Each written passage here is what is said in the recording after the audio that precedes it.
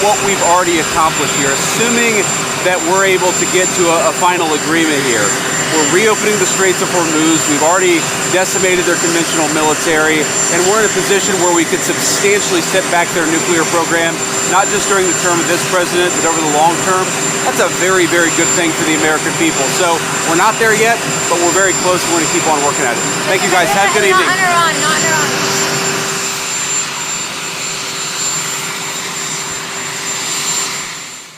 Is there a line that they would cross for you to go on the offensive again militarily? Well, a deal that wasn't going to be good for us is the line, ultimately, because, I'm playing it out and we're going to see, and that's what I do. I negotiate, they negotiate. They're very good negotiators. They're crafty.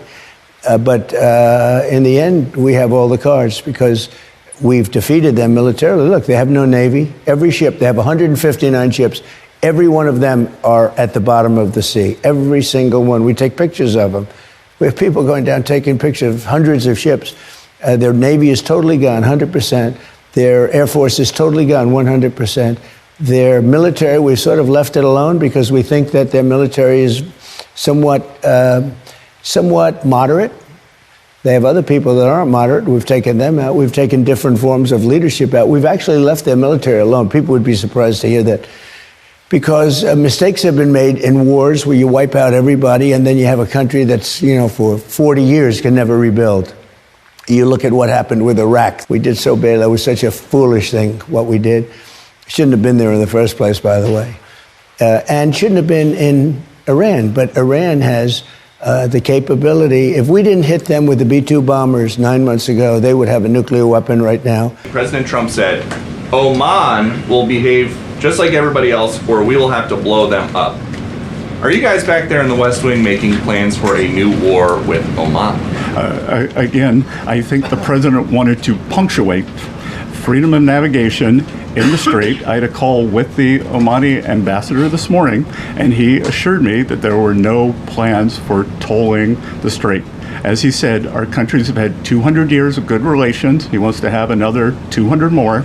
And I told him that this was a non-starter, and he did not want to risk either the Omani individuals or Omani financial institutions getting sanctioned.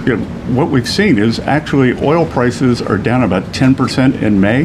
There are almost 2,000 ships waiting to come out of the Gulf. And I think the oil market is going to be very well supplied on the other side of this, and that we could see prices come down very quickly. We saw the UAE leave OPEC. So I would expect on the other side of this that gasoline prices will follow. Is there an agreement with Iran on the table? The teams have been going back and forth, and President Trump has made it very clear, he talked about it at the cabinet meeting, that he has several red lines. And Iran has to turn over their highly enriched uranium. They cannot pursue a nuclear weapon. And the Strait of Hormuz, back to your question on energy, has to free transit.